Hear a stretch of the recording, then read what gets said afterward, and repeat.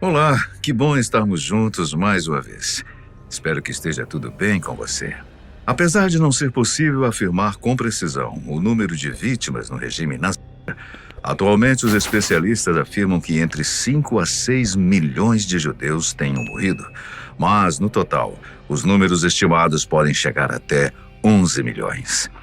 Assim é que, entre as atrocidades cometidas pelo exército alemão, existia uma unidade cujos crimes eram tão bárbaros que até mesmo os nazistas temiam. A Brigada Dirlewanger. No vídeo de hoje, você vai conhecer um pouco mais sobre esta, que é considerada a unidade mais brutal e maligna que já existiu. Alguns dos crimes cometidos por eles eram tão chocantes que os próprios nazistas faziam reclamações constantes deles para Hitler. A Brigada Dirlewanger tem esse nome devido ao seu líder, Oskar Dirlewanger, considerado por muitos o pior dentre todos os nazistas.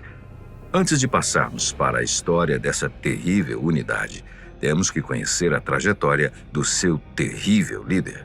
Nascido em 1895, Oskar Dirlewanger lutou durante a Primeira Guerra Mundial quando tinha apenas 18 anos. Desde cedo, ele já demonstrava sua aptidão para a violência.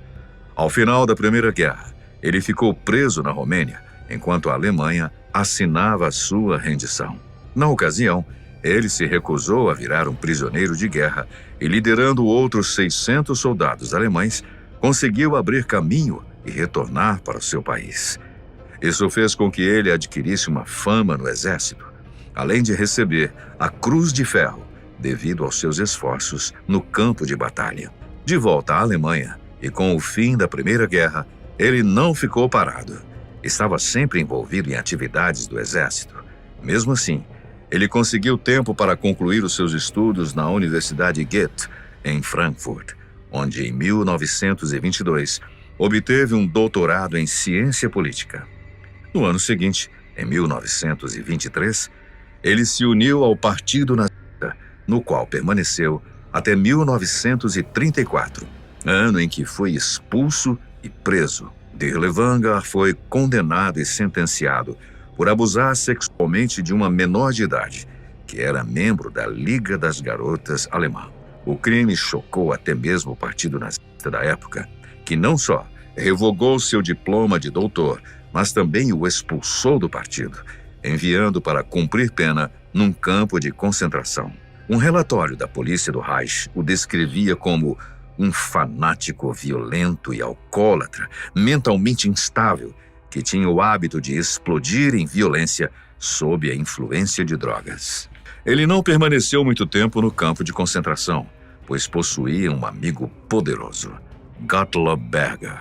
Berger era um tenente-general que fazia parte do alto escalão nazista, sendo que os dois tinham servido lado a lado na Primeira Guerra. Ao usar sua influência para contactar seu antigo amigo, Dirlewanger foi liberto. Todas as acusações sobre o seu crime sumiram e ele recebeu permissão para se juntar à Legião Condor. Essa legião era uma unidade alemã que lutou na Guerra Civil Espanhola entre 1936 e 39. Dirlewanger serviu nela com distinção durante 3 anos. Quando retornou à Alemanha, ele foi recebido de braços abertos pelo exército alemão, sendo prontamente reincorporado ao Partido Nazista. Essa estaria longe de ser a última vez que os oficiais de alto escalão faziam vista grossa para os crimes que ele cometia. Não demorou muito para que Berger providenciasse que seu amigo assumisse o comando de sua própria unidade, dando início à Brigada Dirlewanger. Em março de 1940, o próprio Hitler havia emitido uma ordem prevendo conceder sentenças suspensas aos chamados caçadores furtivos e, dependendo do seu comportamento, perdoá-los. A ideia inicialmente era formar uma unidade de guerra irregular, especializada em caçar e eliminar guerrilheiros na Polônia e União Soviética. Os caçadores furtivos eram pessoas que capturavam ou matavam animais selvagens de forma ilegal. Eles eram pessoas experientes no uso de armas de fogo, rastreamento e sobrevivência na floresta. E como atuavam ilegalmente, Esperavam-se que fossem mais cruéis e eficientes contra combatentes. Os nazistas os viam como bandidos patrióticos que poderiam ser reaproveitados na guerra. Para compor as fileiras dessa unidade, Dirlewanger recebeu permissão para ir atrás de caçadores furtivos que cumpriam pena nas prisões da Alemanha, oferecendo perdão em troca de seus serviços. De início, 80 prisioneiros foram selecionados, temporariamente libertos de suas sentenças. Após 2 meses de treinamento intenso, a Brigada Dirlewanger estava composta por 55 ex-prisioneiros, todos caçadores furtivos que cumpriam pena pelos mais variados crimes, indo desde pequenos roubos até assassinatos. Todos eles estavam agora sob as ordens de Oskar Dirlewanger. De início, a formação já atraiu críticas ao partido nazista.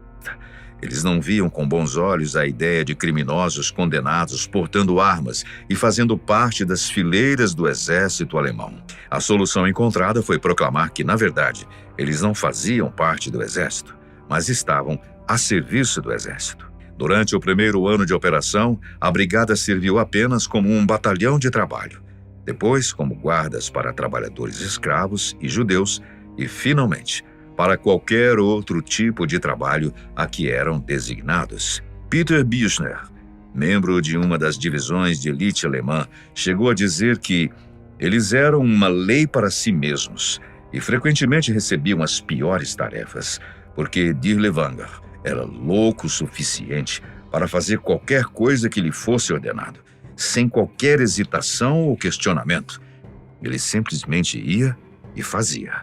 Hitler gostava dele por esse motivo. Na visão do Führer, Dirlewanger podia fazer os trabalhos que nem mesmo os soldados mais calejados pela batalha conseguiriam fazer. Não demorou muito para que Dirlewanger recebesse autorização para recrutar mais membros à sua brigada. A condição de caçadores furtivos foi retirada e ele começou a chamar qualquer um que quisesse. Sua unidade logo se inchou com criminosos condenados pelos crimes mais bárbaros, desde assassinatos, incêndios criminosos e crimes sexuais. Ele também recrutava para sua equipe prisioneiros de campos de concentração e até mesmo pacientes psiquiátricos. Embora a prática de recrutar prisioneiros para as unidades fosse relativamente comum, principalmente conforme a guerra avançava e a necessidade de mão de obra crescia, somente Dirlewanger recrutava prisioneiros acusados de crimes tão bárbaros. Durante as missões, ele dava total liberdade aos membros de seu esquadrão para repetirem os crimes, gerando reclamações dos demais esquadrões nazistas. Quando comentou sobre Dirlewanger, Peter Büchner disse: ele gostava de matar. Para a maioria de nós soldados, matar era um trabalho, uma tarefa que devíamos realizar no curso do nosso dever, para envolver outros soldados em batalha. Nós não nos deleitamos nisso como ele. Ele gostava do ato de matar e quase todos aqueles sob o seu comando eram iguais a ele. Eles eram uma divisão de psicopatas.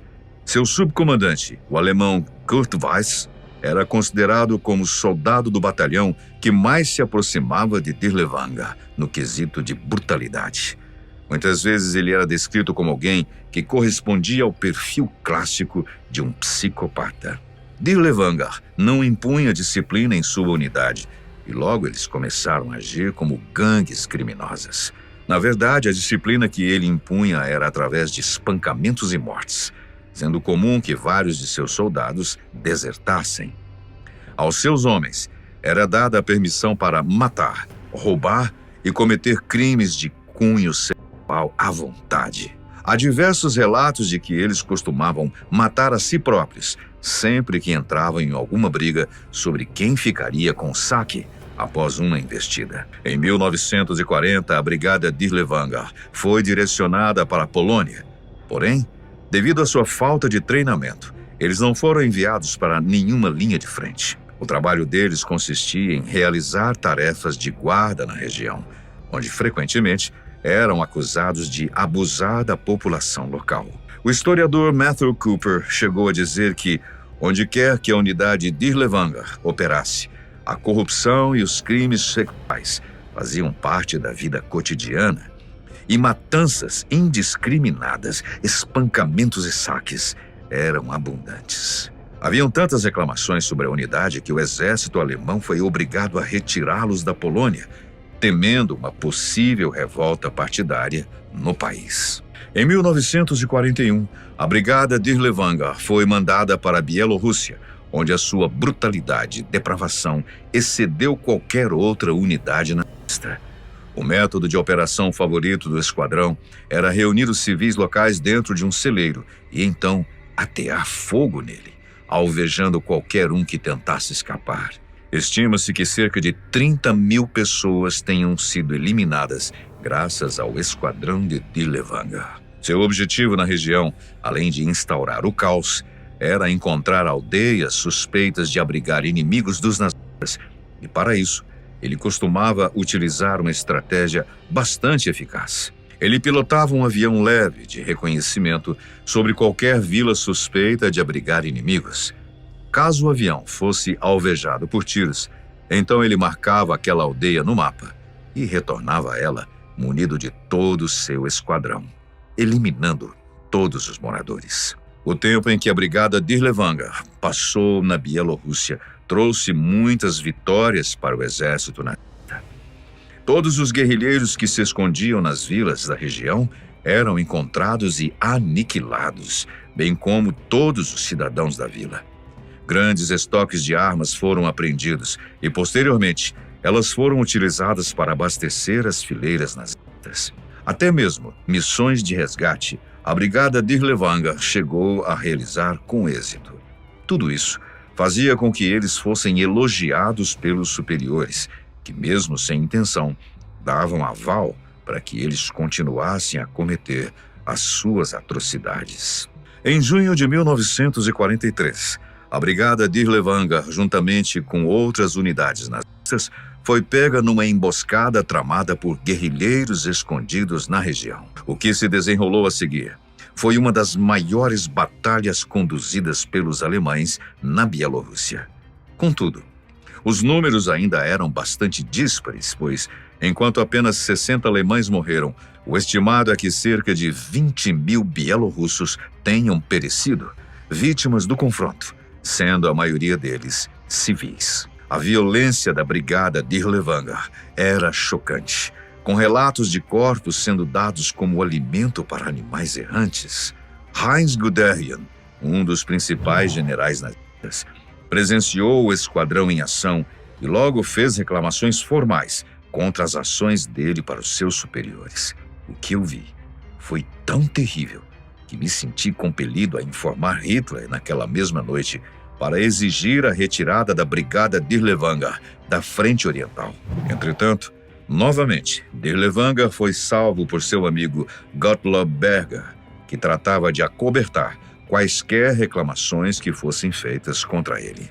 Conforme o historiador Timothy Snyder destaca, ao infligir suas primeiras 15.000 baixas mortais, o Comando Especial Dirlewanger perdeu apenas 92 homens, muitos deles, sem dúvida, por fogo amigo e acidentes alcoólicos.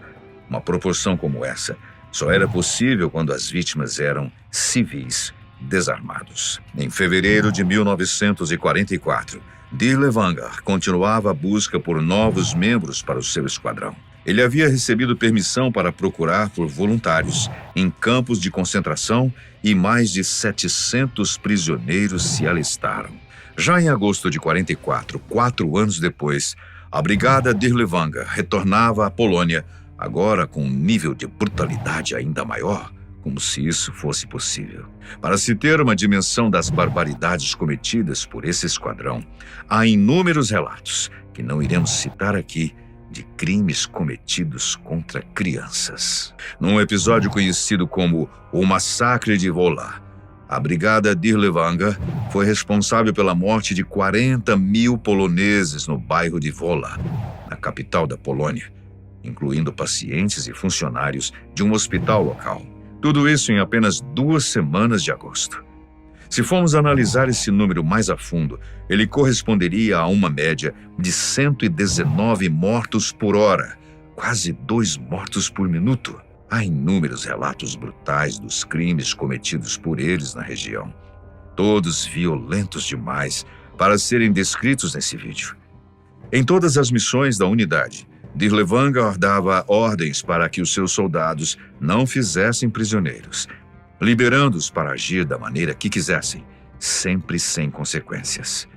Há relatos, inclusive, de que Heinrich Himmler, um dos principais líderes nazistas, ordenou que um batalhão ficasse de prontidão, vigiando para o caso da brigada Dirlevangar resolvesse se voltar contra os próprios alemães. Como recompensa por seu trabalho na Polônia, Dirlevangar foi promovido, além de receber a Cruz de Cavaleiro da Cruz de Ferro. Quando recebeu sua premiação, ele aproveitou para exaltar o compromisso heróico dos seus soldados e pediu para que os oficiais parassem de denunciar o seu esquadrão. Em outubro de 1944, Dirlevangar visitou diversos campos de concentração, sempre procurando por novos membros para sua equipe. Durante uma de suas visitas, o diretor Egon Ziel sugeriu que ele utilizasse prisioneiros comunistas em suas fileiras. Esses prisioneiros não eram presos comuns. Eles estavam completamente comprometidos com suas ideologias políticas. Ziel sugeriu que Dirlevangar pudesse usar a lealdade deles em favor da Alemanha, já que, teoricamente, eles teriam mudado de lado após serem mandados para os campos de concentração. No mesmo dia, Dirlevangar pediu autorização a Himmler para utilizar tais prisioneiros em sua unidade. Isso lhe foi permitido, porém somente aqueles que provassem ter mudado suas visões políticas e demonstrassem real interesse de servir a Alemanha. A ideia acabou se tornando popular entre as unidades nazistas, e enquanto 250 prisioneiros políticos se juntaram à brigada Dirlevangar, um total de 770 prisioneiros voluntários foram recrutados para diversos batalhões nazistas. Como neste período, o resultado da guerra era cada vez mais incerto, vários prisioneiros políticos comunistas e socialistas começaram a se candidatar para lutar pela Alemanha, todos na esperança de desertar para os soviéticos. Em dezembro de 1944, o exército soviético estava adentrando na região da Hungria, num ponto estratégico que os alemães possuíam. Para ajudar a proteger a região, 2 batalhões nazistas foram enviados, entre eles a Brigada Dirlevangar. A fama da brigada era grande e todos sabiam quão brutais e implacáveis eles eram. Porém, houve um grande erro de julgamento sobre a sua real eficácia. Hermann Hoffler, o oficial alemão responsável por organizar a defesa da região, não entendeu a verdadeira composição de combate da Brigada Dirlevangar, mas sabe-se que a sua fama derivava não de vitórias no campo de batalha, e sim de sua brutalidade com os civis. Hoffler deixou a unidade posicionada onde era necessária, ao mesmo tempo em que a manteve o mais longe possível do seu território, pois os soldados de Dirlevangar já começavam a aterrorizar a população local, desestabilizando a região. Quando chegou o momento e a brigada Dirlevangar foi enviada para a linha de frente na Hungria, a indisciplina falou mais alto. Eles sofreram diversas baixas e tiveram de se retirar o mais rápido possível, com o objetivo de se reequipar e se reorganizar. Muitas das baixas sofridas não foram por soldados mortos, mas sim pelos presos políticos que se alistaram e estavam apenas esperando o momento ideal para desertarem e se juntarem às tropas soviéticas. Vários dos novos batalhões, compostos por voluntários comunistas e socialistas, se desfizeram. Em fevereiro de 1945, Dirlevangar recebeu ordens de expandir a brigada e começou mais uma vez a recrutar novas pessoas. Além do já habitual recrutamento de prisioneiros da pior estirpe, unidades regulares do exército foram anexadas à formação. Contudo, antes que pudesse efetivamente comandar o seu novo esquadrão, Dirlevangar foi ferido em combate, sendo obrigado a recuar. O comando do esquadrão passou então para as mãos de Fritz Schmitz. Em abril de 1945, conforme os soviéticos adentravam cada vez mais no território alemão, O número de deserções da Brigada Dirlewanger aumentava.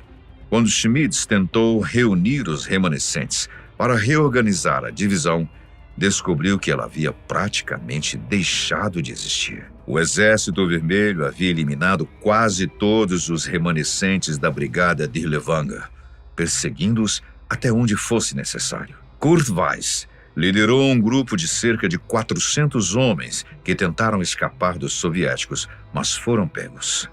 Weiss foi levado a uma prisão britânica, mas conseguiu escapar em 5 de março de 46 e o seu paradeiro, após isso, é desconhecido. Fritz Schmitz foi pego junto com toda a sua equipe e foram feitos prisioneiros num cativeiro soviético. Porém, ele próprio não chegou a ser acusado de nenhum crime e foi posteriormente dispensado devido a problemas de saúde. Já Oskar Dirlewanger, o grande líder do esquadrão, conseguiu sobreviver e se esconder quando os soviéticos invadiram. Ele foi pego em junho de 1945 por autoridades francesas em Altshausen, no sul da Alemanha, enquanto tentava escapar. Em seguida, ele foi posto na cela de uma prisão, onde aguardaria seu julgamento, que nunca aconteceu. Isso se deu, segundo relatos, porque ele teria sido espancado até a morte por soldados poloneses. A crueldade, que sempre o acompanhou, finalmente o destruiu. As autoridades francesas alegaram que ele morreu de causas naturais. Atualmente, grupos neonazistas na Alemanha ainda utilizam o emblema de granadas cruzadas da divisão, uma prática que é completamente proibida no país. Historiadores consideram a Brigada Dirlewanger como a pior unidade militar da história europeia moderna, em termos de criminalidade e crueldade. Apesar de ser difícil apontarmos qual foi o nazista mais cruel de todos, pois há vários que se encaixariam muito bem nessa categoria, Oskar Dirlewanger certamente é um dos principais nomes da lista. E você? O que pensa sobre os crimes cometidos pela unidade que aterrorizava até mesmo os próprios nazistas? Você acredita que Oskar Dirlewanger tenha tido o fim que merecia? Deixe os seus comentários. O que você achou sobre esse tema? Nós agradecemos muitíssimo a sua companhia, sempre muito especial. A gente se vê num próximo vídeo.